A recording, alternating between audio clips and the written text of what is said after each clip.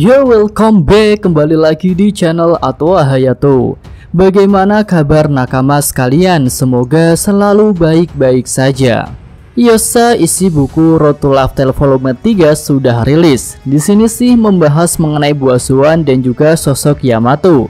Tapi pada video ini Mimin akan fokus untuk membicarakan tentang Yamato, karena banyak hal menarik yang bisa dibahas. Oke lah, tanpa basa-basi lagi, langsung aja kita mulai pembahasannya. Sosok Yamato ternyata mengalami perubahan yang cukup besar dari desain pertama Bang Oda hingga mencapai desain fix seperti sekarang ini. Dan berikut ini Mimin sajikan perbedaan-perbedaannya. Pertama, wajah Yamato awalnya tidak mirip dengan Nami, tapi malah mirip dengan Kiku atau Robin, dan tubuhnya juga lebih kecil.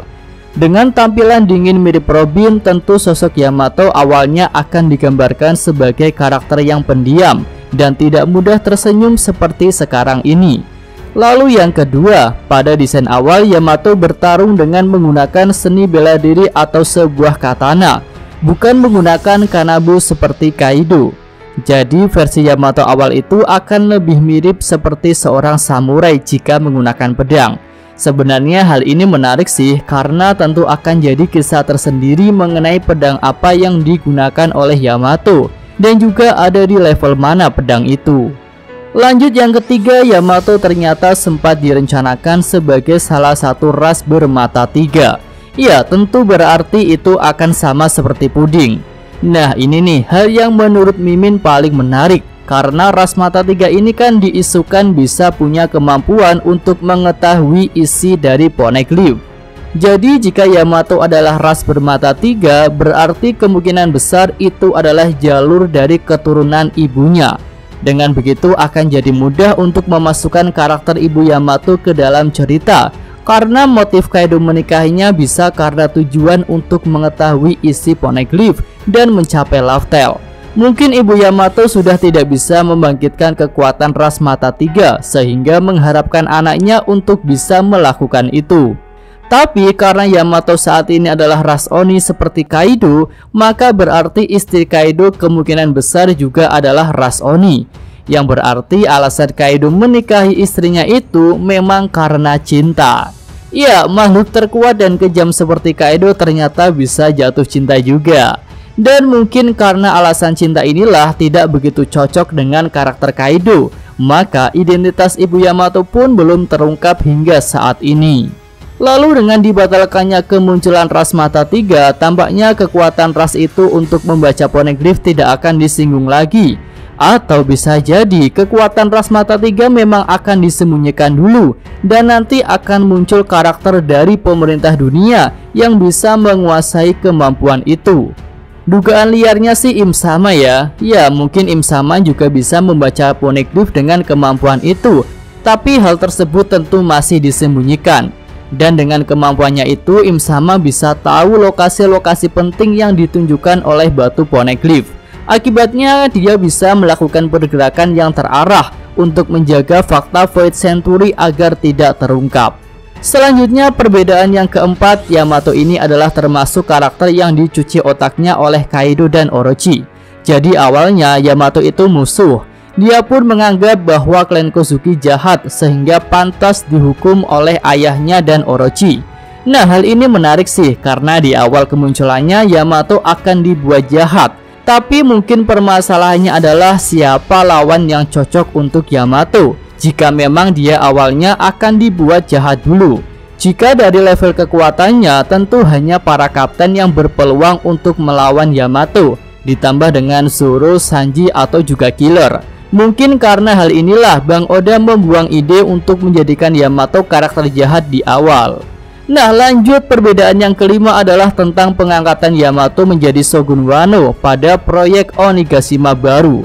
Iya, ini adalah proyek untuk menyingkirkan Orochi dan memberikan jabatan Shogun kepada Yamato.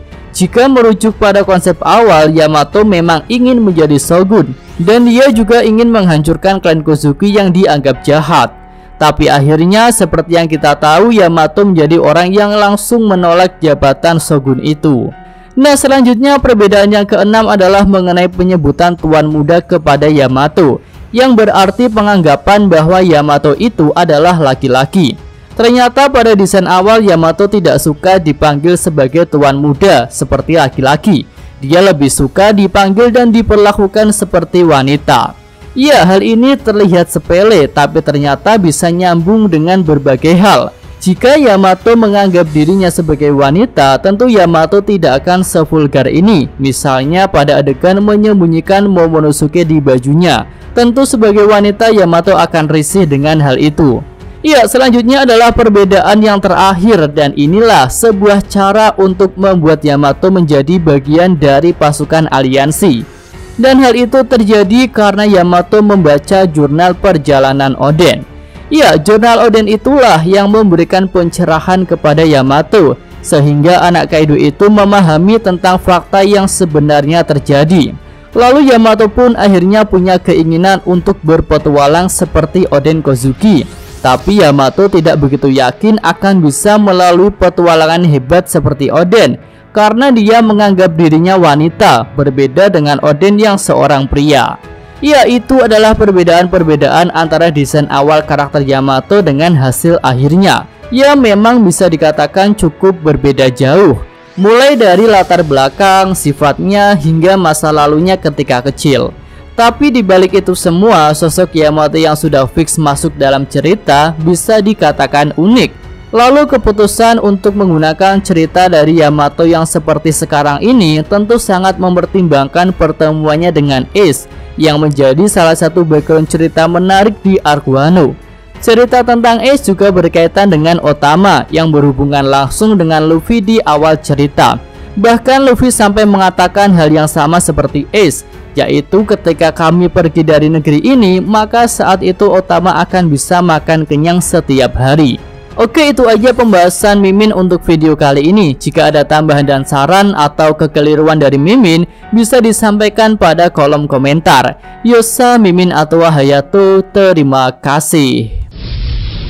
Ya, sampai di sini aja video kali ini. Semoga nakama sekalian menyukainya. Terima kasih udah nonton ya. Jangan lupa kasih like-nya dan subscribe channel Atwa Hayato. Yo!